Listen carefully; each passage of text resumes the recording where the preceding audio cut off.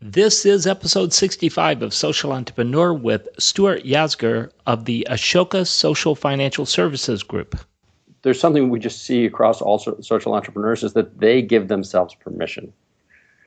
We're each powerful, but too frequently the limits that we have are the limits that we've kind of adopted from others.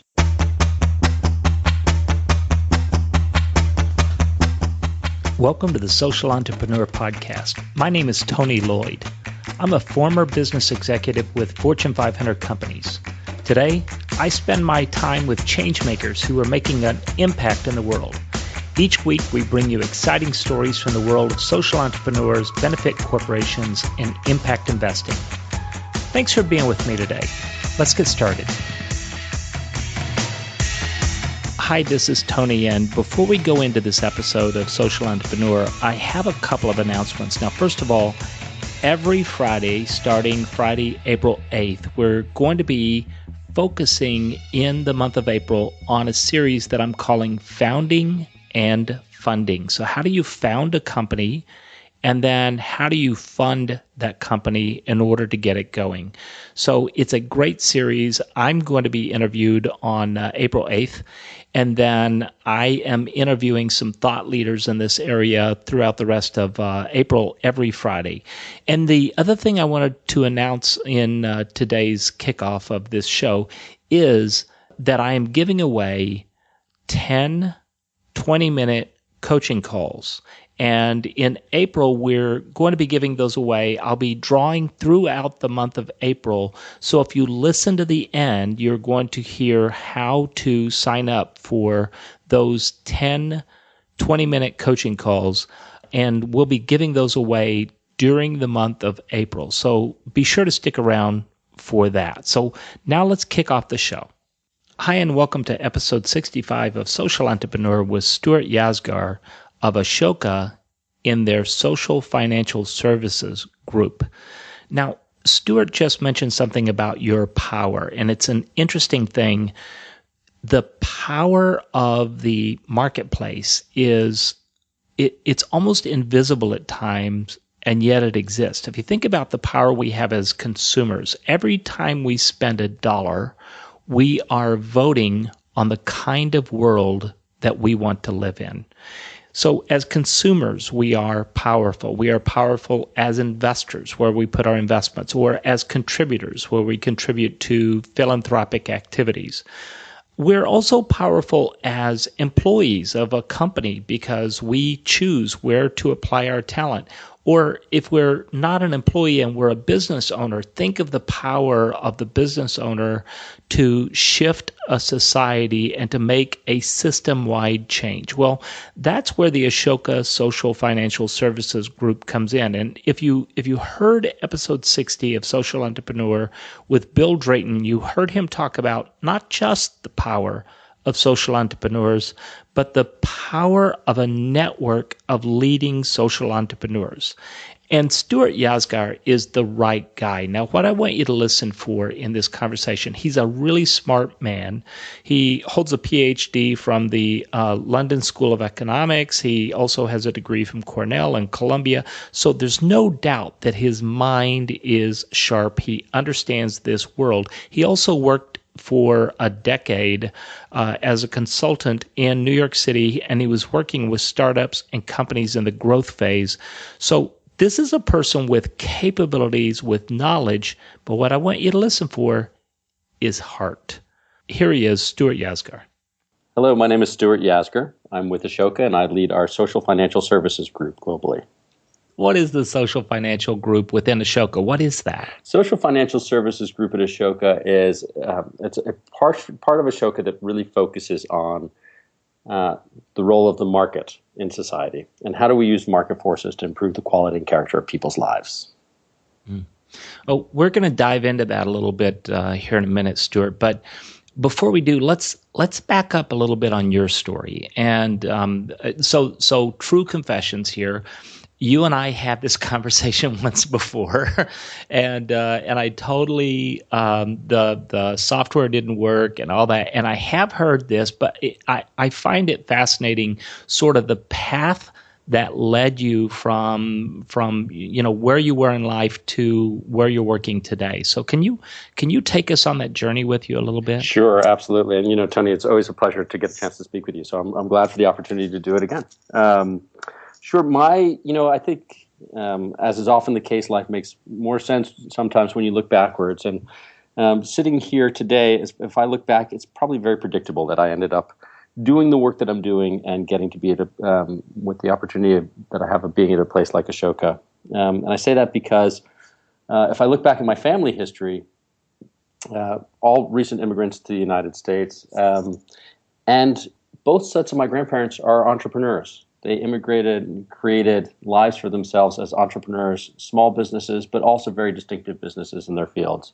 One, a vertically integrated dairy business in upstate New York, and another, an international art business in Canada and the United States. I grew up surrounded by entrepreneurs, learning about accounts receivables and buying and selling and building organizations. But I also grew up with parents who were incredibly civic-minded. My father, for a large part of my childhood, was a county attorney, and he was always very compelled at working at the county level because, as he would describe it, he said it's large enough that you can really have an effect on people, but it's close enough to the people that you're affecting that you can really understand the impact that you're having. And my mom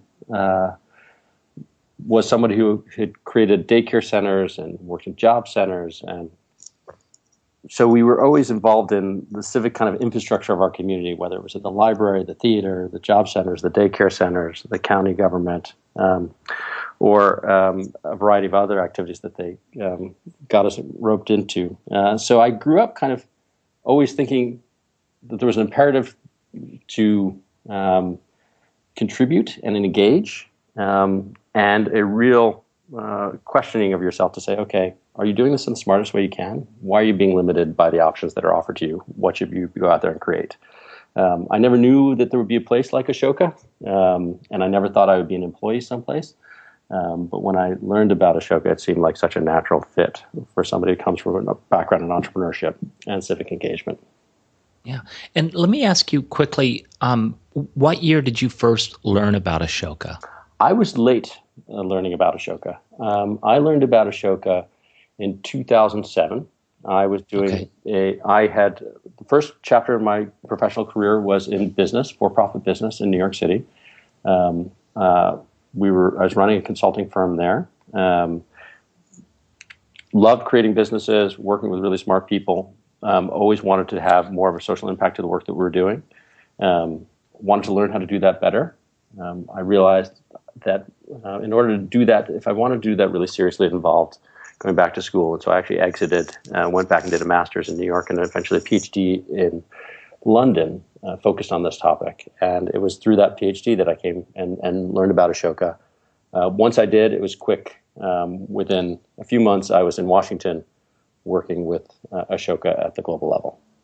I saw on the website that Ashoka has social investment entrepreneurs. Now, what is a social investment entrepreneur, and how is that maybe different than other fellows? Sure, Tony. Actually, I wonder if I could take you back and tell you a little bit more of what we're doing in social finance, and then situate the social investment entrepreneurs within that context. It might be easier. That would be great. That would be great. So social financial services, I mentioned before, really focuses on the market and the role of the market in our lives. And the reason for that, there are a few reasons for that. First is that the market shapes the fabric of our lives. It determines how we spend the majority of our time, the opportunities we have available to us, trade-offs we need to make. The market's really pervasive. It affects everyone. If you're a young kid growing up in Rakashliget, if you're a person just entering the workforce in Bangalore, if you're a single mother in Johannesburg, or you're a retiree in New York State, upstate New York, the market determines a lot of the character and the quality of your life. And frankly, the market has the potential to be transformative. When it works really well, it can enable us to work together to address seemingly intractable problems. The issue is, and I think most people know this, is that the market's really not working as well as it could. Inequality is increasing at a staggering rate. We have several billion people who are locked out of the formal financial sector. We have over 800 million people who don't actually have rights to the land underneath their homes, with many young people who don't see themselves as having a viable pathway to real livelihoods. And, and the opportunity gap between men and women is just not going away. So the market today is not working as well as it could. And we're just not going to be able to grow our way out of these kinds of challenges. In many instances, we need structural changes to the market to make them work better. And that's a major focus of new work that we're incubating at the Social Financial Services program at Ashoka. And the social investment entrepreneurs play a critical role in that. So then what is a social investment entrepreneur? How do you define that?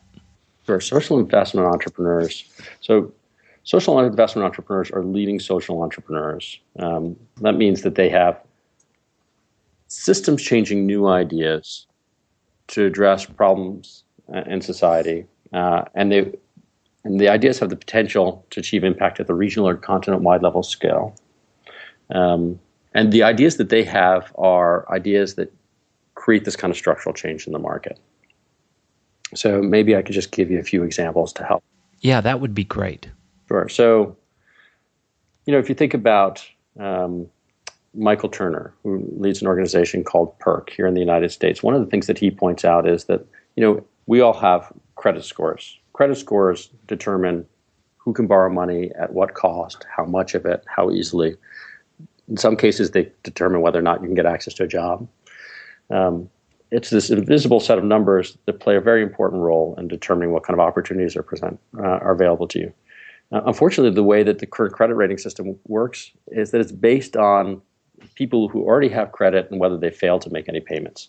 But a lot of people don't have credit yet. So they're not going to have great credit scores. It doesn't mean that they can't borrow money, make good use of that money, and pay it back. It just means that our system isn't built for them. And that, unfortunately, that's the case for millions of people living in the United States today. One of the things that Michael Turner points out is that there are many better sources of information that we could use to make better, more informed decisions about what person's borrowing ability can and should be. So Michael Turner is helping the credit rating infrastructure of this country, and now increasingly moving into Latin America and Africa and places in Asia, recognize that there are alternative data sources for evaluating somebody's credit worthiness and enabling them to get access to the kind of credit they need to make productive decisions and start productive ventures in their lives. Well, let me ask you about that for a second. So, and I know we're not here to talk about PERC, but is he working with the traditional credit agencies that we would all be familiar with, or is he providing an alternative form of credit scoring? Well, interestingly, he's doing a variety of things. One is that he, in some instances, is working directly with the big three. In other instances, he's working, for example, with state infrastructure who have a lot of this information, but it's just not making it available to third parties to get them to release that information and make it available for creating credit rating information. And then in other instances, he's actually helping businesses and public sector entities create new credit rating infrastructure. I think that's part of, the appeal for developing countries to look to the work of organizations like Michael Turner's. That's good. Were there a couple of other examples you wanted to point out? I think Paul Bradley, who's created an organization called Rock USA in the United States. Many of our communities have people who live in pre-manufactured homes. Sometimes they're referred to as trailer parks. These are, for many people, that's an entry point. Could be an entry point to the ladder of home ownership. Unfortunately, once you move into a trailer park, frequently it becomes difficult to build the equity you need to move up the ladder of home ownership. In part, that's because you don't have access to ownership of the land underneath your home, and the economics for owners of pre-manufactured home communities are awful. There's only so much rent they can charge, and so the way they make a profit is just by trying to lower as much as possible the services that they offer. As a result of that, in the United States, we have pre-manufactured home communities with just awful infrastructure, terrible roads, dangerous environments, fire hazards. In some cases, there are even kind of things like raw sewage running in the streets. The people who live in those communities frequently are working very hard, paying their bills, own their home, but not the land underneath it. One of the things that Rock USA does is enable them through a kind of an enabling financing facility to come together as a community, decide that they want to purchase the land underneath their home. He helps provide that financing for them to be able to do that. They then come together as a community to manage the investment in their own infrastructure. And the payoffs are remarkable.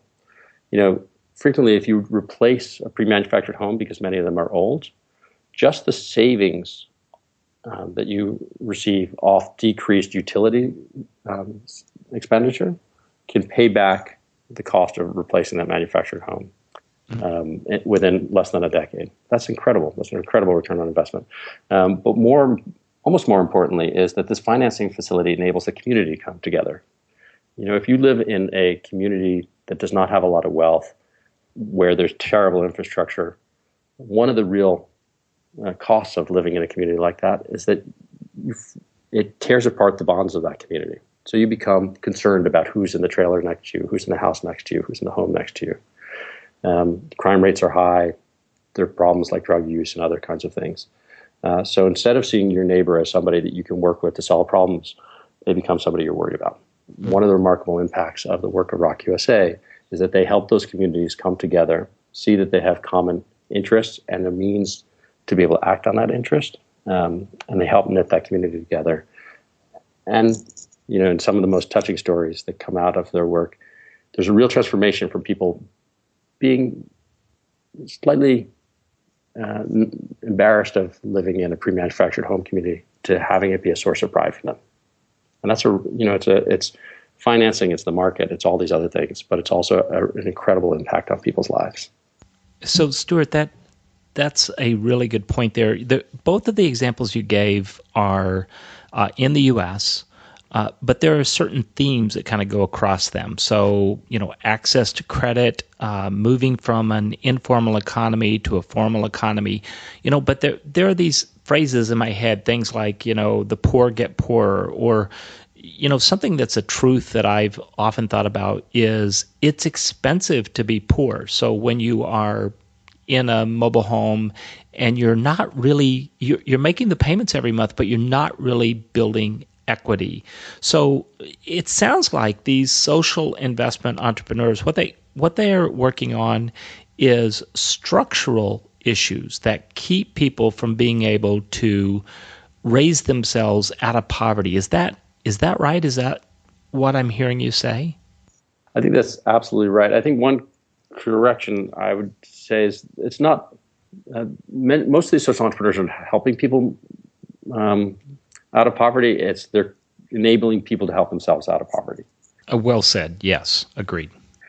And that, as you point out, the two examples I gave happen to be in the United States, but that's a majority of our work and a majority of the social entrepreneurs we work with, I should say, are international. I could have as easily have spoken about Joaquim Melo and the bank that he created in Brazil, or Chetna Sinha and the women's bank that she created in India, Charles Mazel and the work that he's doing in South Africa, or fellows like Faisal Rahman, who's helping to create lending alternatives for people living in London.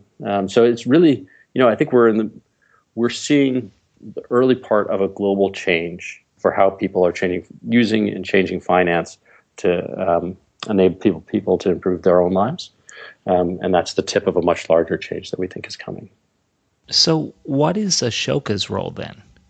Sure. Well, first thing we spend a lot of time doing is finding them. Ideally, we find social entrepreneurs at the earliest stages, when it's a new idea for changing a system in society, but they may not have scaled, they may not have created an organization yet, they may not have piloted or proved the concept, but it's a social entrepreneur with the system-changing new idea, and he or she is committed to making it a reality in the field. So first thing we do is we search for them, and we do that. That's quite an extensive effort. We're on the ground in over 80 countries around the world looking for leading social entrepreneurs. We're genuinely looking for one person out of 10 million. We'll look at thousands a year, go through a very extensive vetting process, multi-stage vetting process to find the 1 to 200 a year who have ideas, who have this level of promise. Once we've found somebody like that and they're invited into the Ashoka Fellowship, it's a fellowship for life. The person is frequently given a 3-year stipend. So they have 3 years of their own time and energy to put in to bring their idea to fruition. For an entrepreneur, it's one of the scarcest resources is their own time and energy. They're connected to a network of leading social entrepreneurs, but also thought leaders, policy people, frequently funders, pro bono services, etc. And then we also seek to work with them not only to enable them to be successful. One of the remarkable things is when you sit at Ashoka and you work with so many leading social entrepreneurs in a specific subject area, you start to see the patterns emerge. While each one of these innovations is incredibly powerful in its own right, the patterns tell you about a major shift that's starting to occur. And we think that that's starting to happen in the social financial services area. We think that it's starting to point to a need to changing the structure of our markets. And so we're actually incubating a new effort within social financial services to bring attention to the need for what we're calling a new economic architecture. Well, don't just leave me hanging there. What are you saying? Are you saying that there's some new legislative efforts, or what does that look like? Sure. Well, so many of these social entrepreneurs, many of those entrepreneurs that we've discussed already, they're effective in part because they create organizations, in part because they enable markets to succeed in places where they didn't previously, and frequently in the path to doing that, they have to change. They have to change national policy. So over 50% of our fellows have changed national policy within 5 years of being elected to the fellowship, for example. So if you think of Michael Turner's work, as Michael succeeds, people will get better access to appropriate finance. He'll succeed in part because of the venture that he's launching, his partnerships with organizations like the Big Three, and also changing policy about the way government and private sector organizations work together. But I think what's critical that you see across all these different innovations is that they represent the fact that we're not simply going to grow our way out of the challenges that we're facing today. We have to look at the existing market activity and say, hey, where are the structural changes we have to make so that our market activity, so that profit is inherently more connected with creating value for people. And what's interesting is the flip side of that equation is of a lot of interest to business. Because if you're running a business today and you're receiving profit but creating low value for your customers, then your business is vulnerable in an important respect. Your business is kind of vulnerable to major changes in your industry. So one of the ways that businesses themselves can ensure their profit in the future is having very clear line of sight to are they creating as much value for people as they can. And let me leave it there, Tony. Is that too much of a cliffhanger? Or is that all right? Well, that's fair enough. We'll leave it there for right now, and I'm anxious to hear more about what you're working on. But before we go to advice for aspiring or early stage social entrepreneurs, let me ask you something about Ashoka itself, about your business model. So, I see all the activities that Ashoka is doing, and you have everything from teaching empathy to kids, to Ashoka Youth, to Ashoka U, to change makers, to fellowships. I mean, you have all these activities, and I'm curious about how is all that funded? I mean, what's the business model here? Sure. Well, so we're very straightforward about it. First thing to know is that we do not take any government funding, while our work certainly has implications for government, and we frequently have engaged with governments, everything from the local, state, national, all the way up to the G20 level. We never take government money. So that's the first thing to know. Second is our largest source of funding comes from private individuals, really of two kinds. One is the person who sends a $20, $100 check as a contribution and says, you know what, I really believe in the power of individuals to make change in the world. I want to support this. And as a result of that, I have to say, I think we always feel that we're incredibly responsible to that. And so we work very hard to make sure that our work is as highly leveraged as possible. The second group of individuals who play an incredibly important role are entrepreneurs. Entrepreneurs who themselves have started something that changed the sector that they work within, recognize that everybody's powerful, and that everybody can be an agent of change. In Ashoka's terminology, everyone can be a change maker. And they recognize the importance of supporting that. And so those two types of individuals are our largest and most important source of financial support. Second, of course, we do work with partners across the citizen sector, some wonderful partners, philanthropic partners. And third, increasingly, is earned income revenue streams. So there are times when we work with large corporations, for example. We've worked with several investment banks to help them move forward into the social investment finance space, other large private corporations. In those instances, there are times when a fee-for-service model is appropriate. So we're very flexible depending on what the appropriate funding model is for the work that we're doing, as long as it's always subject to making sure that it's really a fit with our key mission. That's interesting. So thanks for sharing that. And so let's switch to advice for aspiring or early-stage social entrepreneurs, Stuart. What's one or two key pieces of advice that you would pass on? Sure. I would give 3 or 4 if I could. First, Ashoka, there's something we just see across all social entrepreneurs is that they give themselves permission. We're each powerful, but too frequently, the limits that we have are the limits that we've kind of adopted from others. And so social entrepreneurs, time and again, give themselves permission to solve problems and to see themselves as big enough to solve really large problems. It's a hard, we all intuitively may be aware of it. It's a hard thing sometimes to put front and center for yourself, but please give yourselves permission. And one of the ways to do that is to make sure that you hire, engage, or partner with, surround yourself with other people who are doing something similar. Find change makers, seek them out. Find people who have given themselves permission to solve a problem and have acted on it, and have done so successfully. You will find that the conversations, the opportunities that are available to you, the ways of working that you think of look remarkably different if you're surrounding yourself and connecting with other change makers like yourself. Yeah, that's good stuff. Thank you for sharing that, Stuart. So if people are looking for the Social Financial Services Group on the web or on social media, where would they look? Well, the easiest place to connect with me is probably through Twitter these days, at Stuart Yasgur. That's at StuartYasgur. You can also connect with us through our website at sfs.ashoka.org. Okay, great. And we will put links to all that in the show notes. So thanks for sharing that. And Stuart, we're going to go to a call to action here in a moment. But first, I just wanted to take a second to acknowledge you. And 2 things. So the first is, first of all, thank you for being patient, because you and I had this conversation once.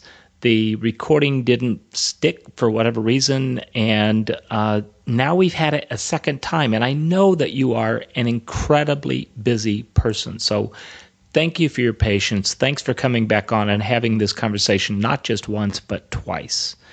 But the second thing I wanted to acknowledge you for is that you're working at this market level. And the thing that attracted me to social entrepreneurship in the first place is this idea of using the power of commerce, of the market, to take on what seems to be intractable issues of our time. And you are working right at the heart of that, right at the center of that. And so I just wanted to acknowledge you and just say thanks for the work that you're doing. It's meaningful to me. Tony, that is very nice. And the gratitude is mutual. I very much appreciate the critical role you're playing in helping to share and connect and bring attention to what's possible. And I think that so when we start to think differently, we can have the ability to start acting differently. And that's, I think, a critical role you're playing. So thank you for the opportunity and the pleasure of getting to connect with you. Ellen, thank you, and you're welcome.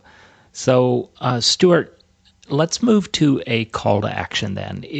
If people have been listening to this episode of Social Entrepreneur, what's one action you want them to go and do as a result of having heard this? I think the most important thing is to start today. You are incredibly powerful. Use that power.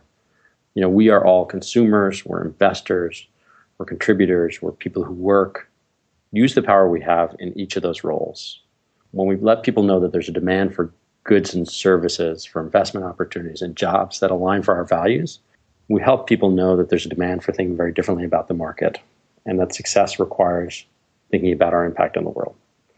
And as you take those steps forward to be a change maker, to become a change maker, to be a change maker, to succeed as a change maker and a social entrepreneur, please know that there's a community of other change makers out there wrestling with the same kinds of challenges, learning together, trying to work together and contribute with one another. Come join us. You can reach out to me personally through Twitter. Come join us on our website to learn about successes of others in the past, or in our active community at changemakers.com. We look forward to working with you as changemakers and social entrepreneurs. It's good stuff. Stuart, thank you so much for being with us on Social Entrepreneur. Tony, thank you so much. It was a pleasure. And thanks to you, the listener, for joining us today. You are the reason that we provide Social Entrepreneur every Monday, Wednesday, and Friday. If you'd like the show notes for today, just head over to tonyloyd.com/065. That's TonyLoyd with one L, tonyloyd.com/065. Now, while you're there, you're going to find a link to register to win the 10 free 20-minute coaching calls. And if you'd like to just go directly to the entry form for that, it's at tonyloyd.com/coaching. That's TonyLoyd.com/coaching. Well, listen, thanks so much for being with us today. And until next time, please remember to use this one short, amazing life and go make an impact. Thanks. We'll talk to you next time on Social Entrepreneur.